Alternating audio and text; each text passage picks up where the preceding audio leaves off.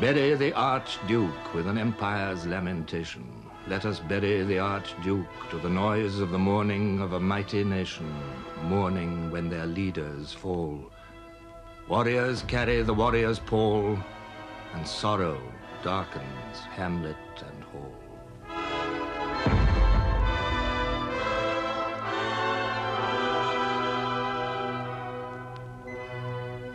The assassin's work was done. The mortal remains of the Archduke Franz Ferdinand were returning home for burial.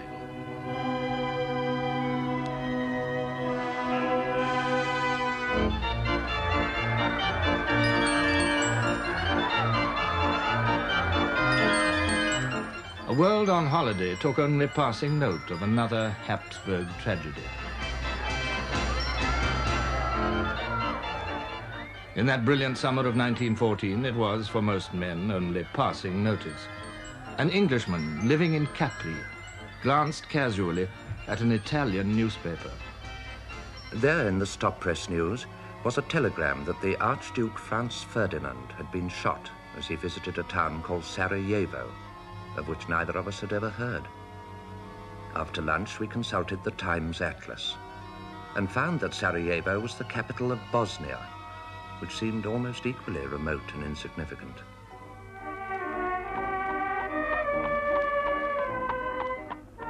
A few days later, the same man, traveling through Paris back to England, bought a French paper at the Gare du Nord. There was an article in it headed Sarajevo, and for a moment, so faint had been the original impression, I wondered where I had seen that name before. Sarajevo, Sunday. After the crime, reprisals. Violent anti-Serb demonstrations have taken place. More than 200 Serb houses have been sacked and their occupants maltreated. Martial law has been proclaimed.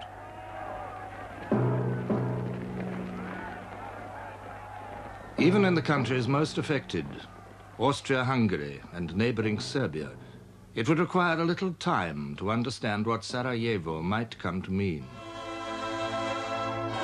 In Austria, as the Archduke's body was brought back to Vienna, opinion against Serbia steadily hardened. The German ambassador reported to the Kaiser. Count Berchtold, the Austro-Hungarian foreign minister, told me today that everything pointed to the fact that the threads of the conspiracy to which the Archduke fell a sacrifice ran together at Belgrade. I frequently hear expressed in Vienna, even among serious people, the wish that at last a final and fundamental reckoning should be had with the Serbs. The Kaiser noted in the margin of his copy of the report, "Now or never."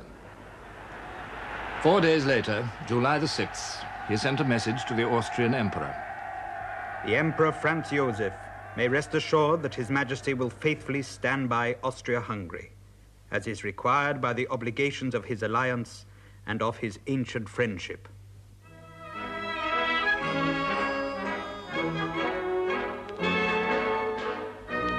And with that, on that same day, the Kaiser set off in the imperial yacht for a summer cruise in Scandinavian waters.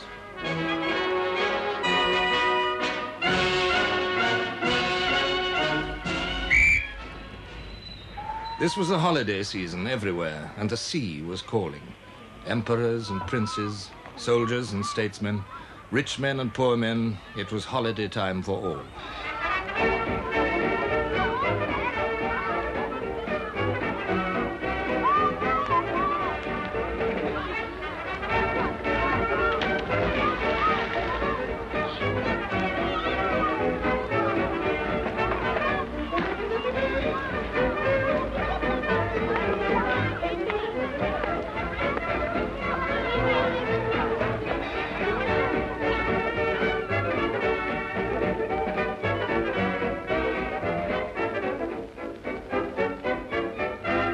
But while they relaxed with summer pastimes, the logic of power was moving towards terrible conclusions.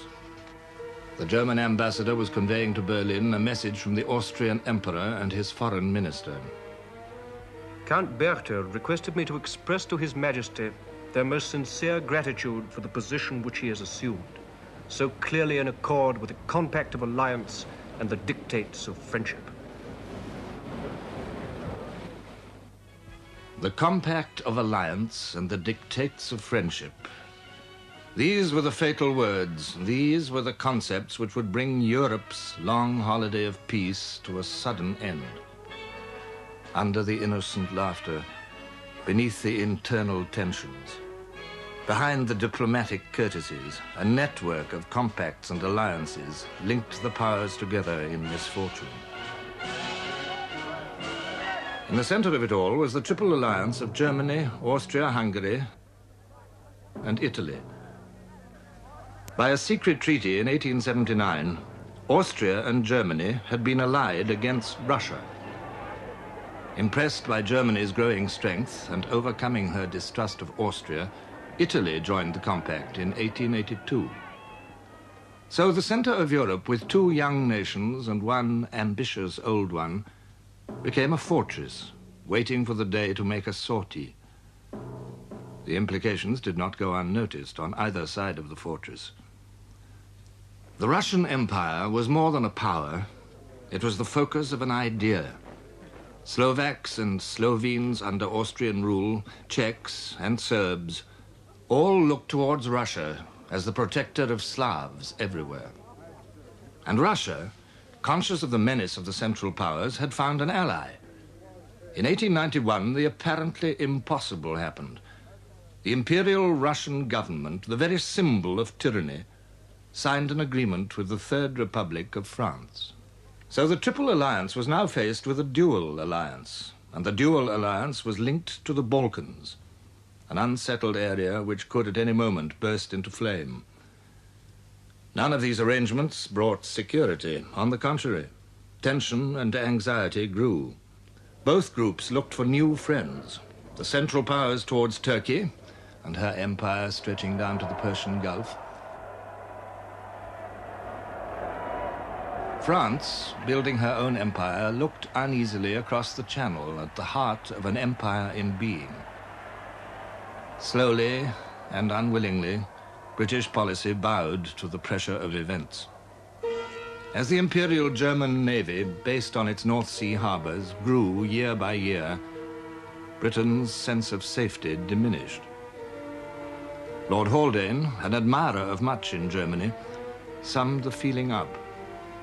We who live on islands and are dependent for our food and our raw materials on our being able to protect their transport could not permit that protection to be threatened by the creation of naval forces intended to make it precarious.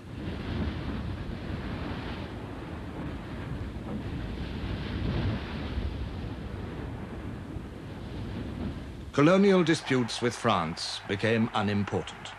The Entente Cordiale was forged. In 1906, military discussions began between the two countries. These completed a process described by Winston Churchill. All that subterranean, subconscious movement whereby the vast antagonisms of the Great War were slowly, remorselessly, inexorably assembled.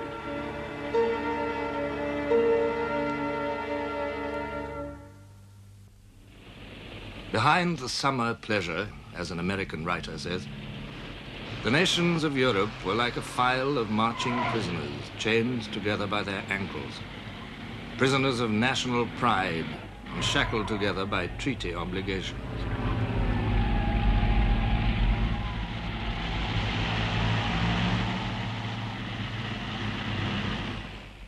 Britain's entente with France was followed by an understanding with France's ally, Russia. And on July the 20th, 1914, the French president, Monsieur Poincaré, arrived on a state visit to Russia designed to strengthen that alliance.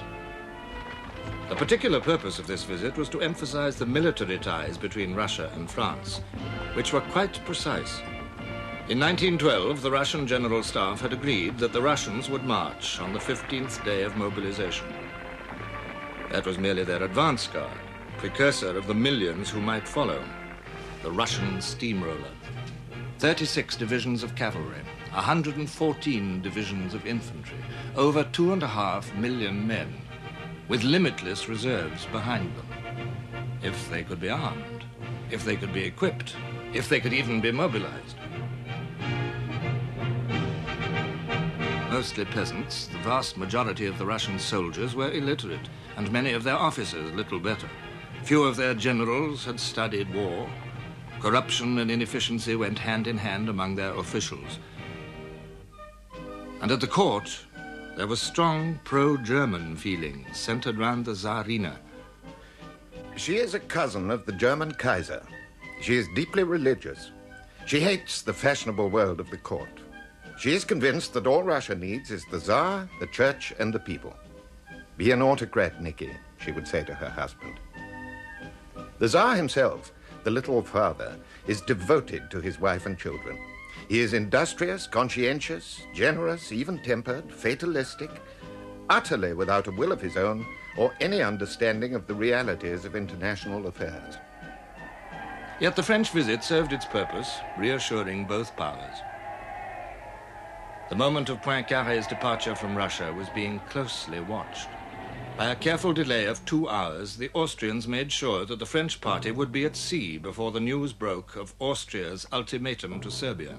25 days had passed since the Archduke was murdered. 9 days since work had begun on this document. It was diligently composed, without compromise, without loopholes, an ultimatum with a purpose, the final and fundamental reckoning with the Serbs.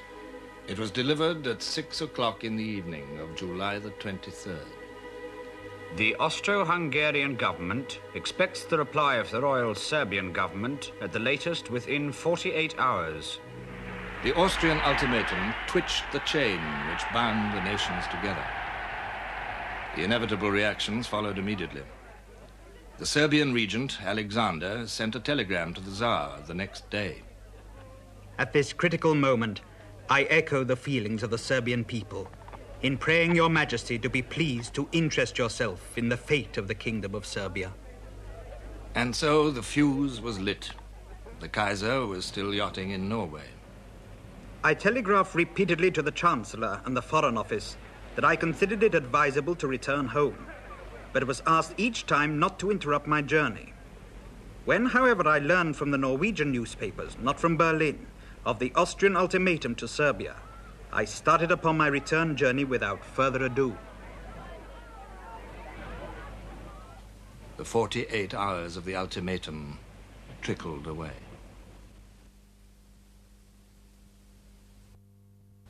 The Serbs gave way on almost everything, and for the rest appealed to Austrian loyalty and chivalry. But the Austrian ambassador in Belgrade packed his bags and left. On July the 28th, Austria-Hungary declared war on Serbia. The Tsar promised the Serbs his support, and on the 29th, Russia proclaimed mobilization along the Austrian frontier.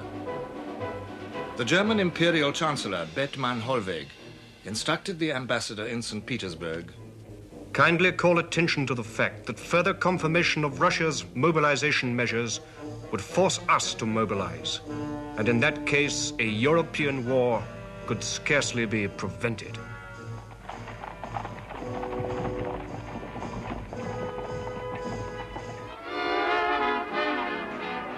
While the people of Europe amused themselves, the unseen flame ran swiftly along the fuse.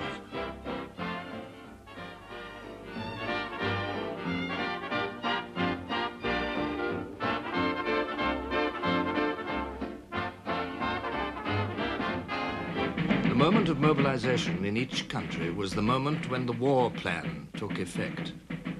Nowhere was this clearer than in Germany, for Germany had become the prisoner of her plan. The Schlieffen Plan had existed since 1905. General Field Marshal Count Alfred von Schlieffen, Chief of Staff for 18 years, had devoted his mind to one problem: the danger to Germany created by the Franco-Russian agreement. War on 2 fronts, east and west. He assumed that the Russian giant would move slowly. The French might move fast. His answer to the problem was simple: smash the French before the Russians entered the field. So one army, only 250,000 men, would join the Austrians to contain the Russian threat. 7 armies, over 1.5 million men, would fall on France. By sheer weight and speed, they would beat her to her knees in 40 days, and then turn eastward. The difficulty was how to get at France. A strong line of well-planned fortresses lay along the frontier. Von Schlieffen's answer was couched in the grand manner. He would outflank the French. He would march through Belgium, trample on neutrality. Not only that, he would send the bulk of his army through Belgium. A mere handful would face the French along the frontier, and all the rest, over 1 million men, would go for a vast encirclement of the French army. Through Brussels, southwestwards across the Seine, round Paris itself, then eastward towards Germany again to attack the French forces from behind. Now von Schlieffen was dead, but the whole vast apparatus of his plan was poised to move.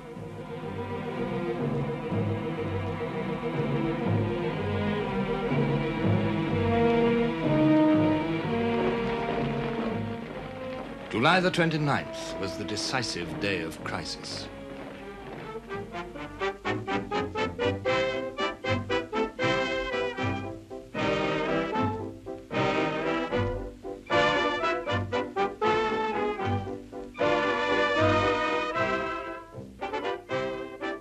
Many things now became apparent. The meaning of mobilization, the powerlessness of individuals, the significance of Belgium. This, above all, was a question for Britain, bound by treaty to uphold Belgian neutrality. But Britain had another preoccupation, Ireland. Irishmen were drilling, waiting, importing arms. The Liberal government, backed by over 80 Irish MPs in the House of Commons, was determined to give home rule to Ireland. The Conservative opposition, headed by Sir Edward Carson, supported the resistance of the North. Ulster Protestants violently opposed a measure which would subject them to the Catholic South.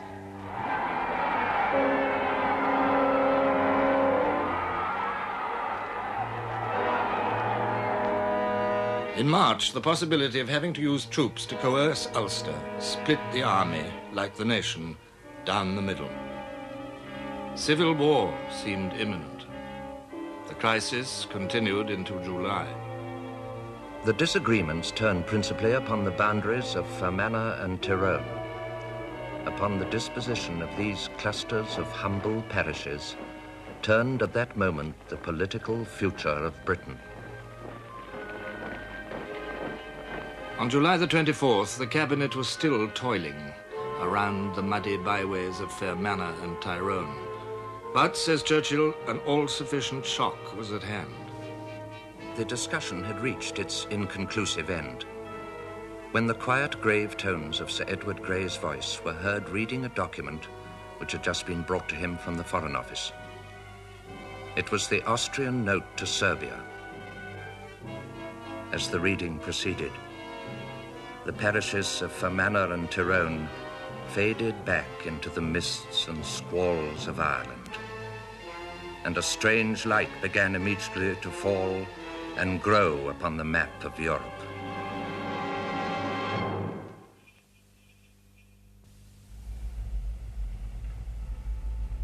By the fatal 29th of July, even the man in the street had wind of what was brewing. On that day, the British Foreign Secretary, Sir Edward Grey, interviewed the German ambassador in London. I said the situation was very grave. While it was restricted to the issues at present actually involved, we had no thought of interfering in it. But if Germany became involved in it, and then France, I did not wish him to be misled by the friendly tone of our conversation into thinking that we should stand aside. The question of British action was becoming acute. Germany entertained a healthy respect for British power. The Royal Navy's grip on the world's trade, the financial grip and resources of the City of London, the potential of British industry, the raw materials of the empire, the actual possession of riches and might for which Germany was still striving. On July the 29th, Bethmann Hollweg told the British ambassador in Berlin, "The Imperial government is ready to give every assurance to the British government, provided that Great Britain remained neutral, that Germany aims at no territorial acquisitions at the expense of metropolitan France. As regards Belgium, I can state that provided that Belgium does not take sides against Germany, her integrity will be respected at the end of the war. For those who cared to read, the writing was on the wall. It was noted in the Foreign Office that Germany practically admits the intention to violate Belgian neutrality. Foresight and happy chance now came together. That month, at Spithead, on July the 18th, the British fleet had assembled for a royal review. The Royal Navy was the mistress of the seas. 232 vessels assembled at Spithead, 40 miles of warships, 59 battleships, 55 cruisers, 78 destroyers, 70,000 men. It was an impressive display, and the world was suitably impressed.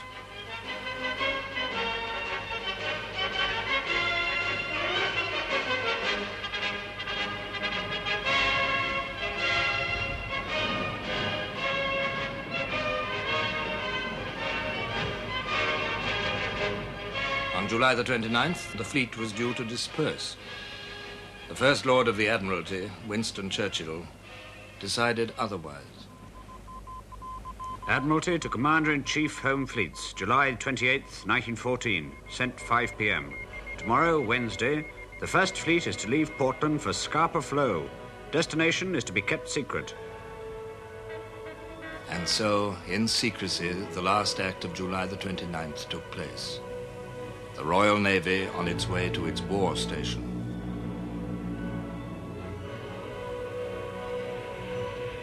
We may now picture this great fleet, scores of gigantic castles of steel wending their way across the misty, shining sea, like giants bowed in anxious thought. 18 miles of warships, bearing with them into the broad waters of the north the safeguard of considerable affairs. The king's ships were at sea.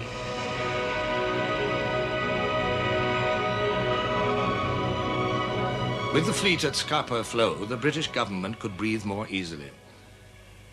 The days of France's agony were now beginning. For in France also, mobilization was part of a plan, and the government of the Republic was as much a prisoner of its plan as were Russia and Germany. On July the 29th, the French Minister of War signed an order for the concentration of the covering forces behind which the French army would assemble. France's plan was in motion. It was very simple. Relying on the Napoleonic principles of speed and violence, the whole French army was prepared to hurl itself across the German frontier. In one vast phalanx, it would sweep towards the Rhine, catching the Germans off balance. The object was to defeat them before their own plans could take effect. It only awaited the word.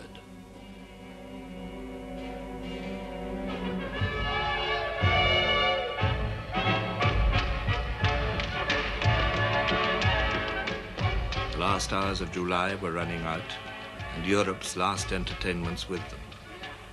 British people were still going off for continental holidays. But the flame on the European fuse had nearly reached the powder.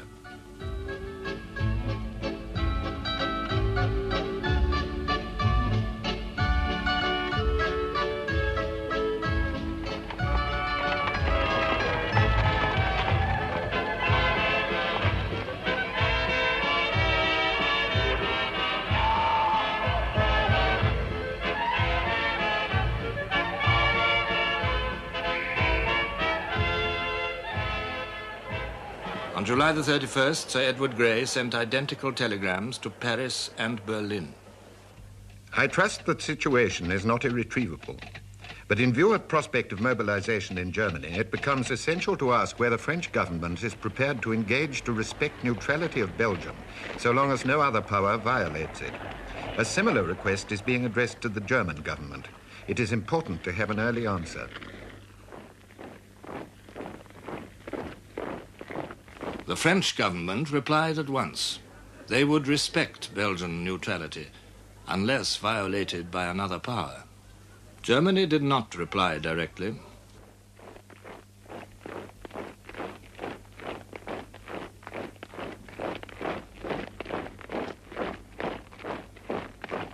Her mood that day was difficult to analyze.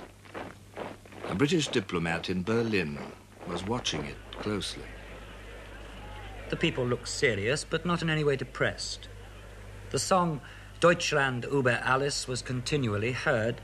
Otherwise, there was very little evidence of Jingo sentiment. There was a feeling difficult to describe of something like electricity in the air. In the neighborhood of Berlin, the stations are surprisingly empty. In the suburbs, where one ordinarily finds large crowds, the streets are empty. A serious expression marks the travelers. Certain acts of the German government heightened the tension. 1:45 p.m., Germany declares a state of danger of war, the immediate prelude to full mobilization. 3:30 p.m., the German government addresses Russia and France. Russia is told that unless she demobilizes within 12 hours, full mobilization in Germany will follow. The German ambassador in Paris is told that mobilization means war. France is asked for guarantees of neutrality. Events were moving rapidly out of the control of monarchs and statesmen. The spectre of war was no longer an imagination of cranks, but obvious to all, solid and menacing. In Paris, sensation followed sensation. There was the trial of Madame Caillot, wife of the combative, controversial socialist ex-premier. In this drama of love and politics, a beautiful woman has shot dead the editor of Le Figaro because he had wronged her husband and published a number of his political and love letters. The story of an intrigue almost beyond the novelist's imagination, this trial has magnetized all France. But on July the 28th, astoundingly, she was acquitted of murder. Riots broke out in the streets. Then Jean Jaurès, the socialist leader, was assassinated, and cavalry on their way to war stations were detained in Paris for fear of revolution. Thousands gathered outside the banks. The Bank of France announced that it would pay out no more than 50 gold francs a fortnight to each depositor. In Germany, there was a panic run on gold. All through July, the stock exchanges quivered. The British Chancellor of the Exchequer, Mr. Lloyd George, wrote, "On the 27th, the volume of selling became such that the foreign exchange market in New York gave way. From New York, this breakdown spread to other foreign exchanges generally. It affected Britain to a special degree, since London was the financial center of the world. In the last week of July, there was every prospect of such a crash in London as had never been known." On July the 31st, as war evidently came nearer, Lloyd George told his friend, Lord Riddle, "All the bankers and commercial people are begging us not to intervene. The governor of the Bank of England said to me, with tears in his eyes, 'Keep us out of it. We shall all be ruined if we are dragged in.'" On that day, Friday the 31st, the stock exchange closed. The bank rate went up to 8%. The Bank of England asked for permission to issue notes instead of gold. The oppression of imminent catastrophe lay on all men.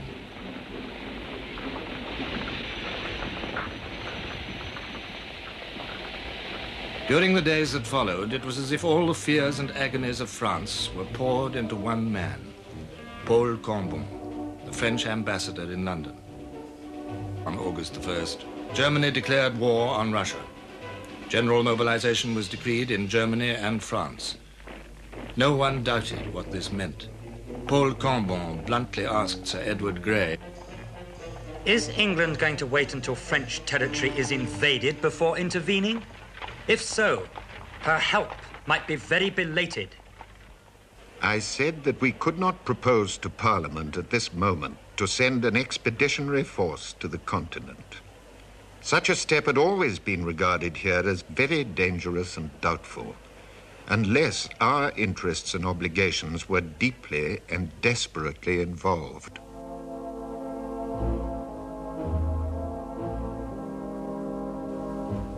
In Berlin, the Kaiser had persuaded himself that Britain would remain neutral. and therefore that France would not fight. He called for champagne and summoned his chief of staff, von Moltke. Now we need only wage war against Russia. So we simply advance with the whole army in the east. But it was too late. Schlieffen's plan was in action. German patrols had already entered neutral Luxembourg. All eyes now turned on Britain, and still the Liberal government shrank from accepting the march of events. In desperation, Paul Combon turned to the Conservative opposition leaders. Doesn't England understand what honor means? Now honor and necessity were hand in hand. The next day, Germany presented her ultimatum to Belgium, demanding a passage for her troops. The Belgians had 12 hours to reply. It took far less time for them to make up their minds. King Albert spoke for his people. Our answer must be no, whatever the consequences. Our duty is to defend our national integrity. In this, we must not fail. It had been a rainy day in London, damping alike for the great peace rally in Trafalgar Square and for the hotheads who wanted to cheer for war. When the news of the German ultimatum to Belgium arrived, however, the clouds of uncertainty began to pass away. Telegrams were sent out calling up army reservists and territorials. The opposition leaders urged the government to take up arms. Insensibly, during this Sunday, without any fresh news, some nameless factor began to work. The horrors of war might be less insupportable than the horrors of peace. There were dissentients, but the majority did not want to argue. Argument never makes headway against conviction, and conviction takes no part in argument because it knows. Knowing was everything. Knowing the worst and knowing what to do. On August the 3rd, Sir Edward Grey addressed the House of Commons. I ask the House, from the point of view of British interests, to consider what may be at stake. If France is beaten to her knees, if in a crisis like this we run away from obligations of honor and interest as regards the Belgian Treaty, we should, I believe, sacrifice our respect and good name and reputation before the world, and should not escape the most serious and grave economic consequences. The House of Commons rose to him, the country united behind him. It was a moment of distasteful triumph for Grey. When a Foreign Office official congratulated him on his speech, he raised his arms and crashed his fists down on the table. I hate war. I hate war.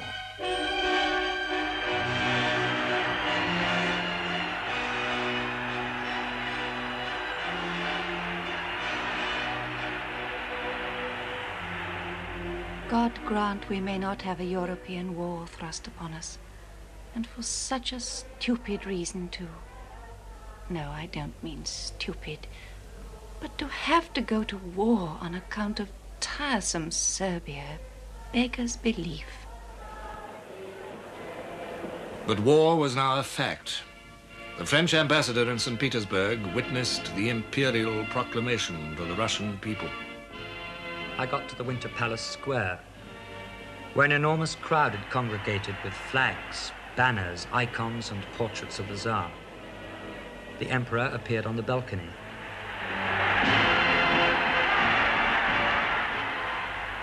To those thousands of men on their knees at that moment, the Tsar really was the autocrat appointed of God, the military, political, and religious leader of his people, the absolute master of their bodies and souls. Germany declared war on France on August the 3rd. The Kaiser had already addressed his people. This is a dark day and a dark hour. The crisis which is forced upon us is the result of an envy which for years has pursued Germany. The sword is being forced into my hand. This war will demand of us enormous sacrifice in life and money. but we shall show our foe what it means to provoke Germany. The French declaration of war followed at once. It was a lovely afternoon in Paris, but what was the matter? That was the second woman hurrying by who seemed to be crying. Motors whizzed past, driven by men with strained, set faces.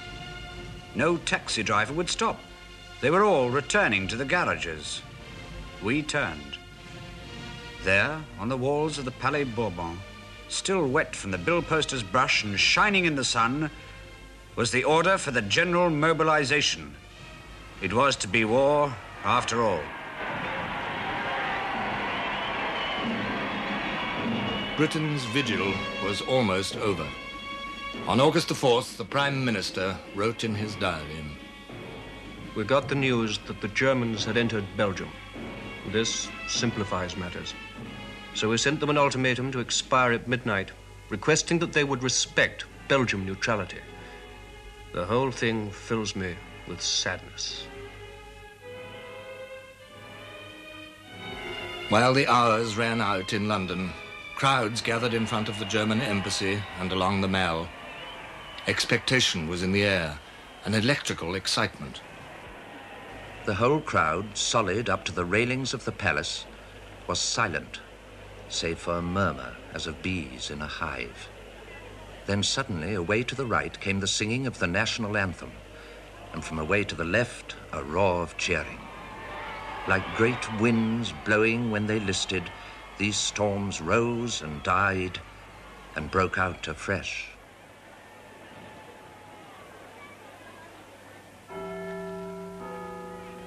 The hour struck. The ultimatum ran out.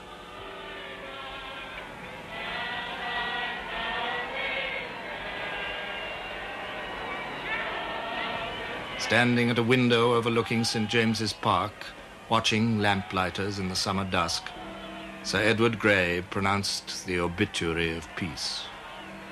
The lamps are going out all over Europe. We shall not see them lit again in our lifetime.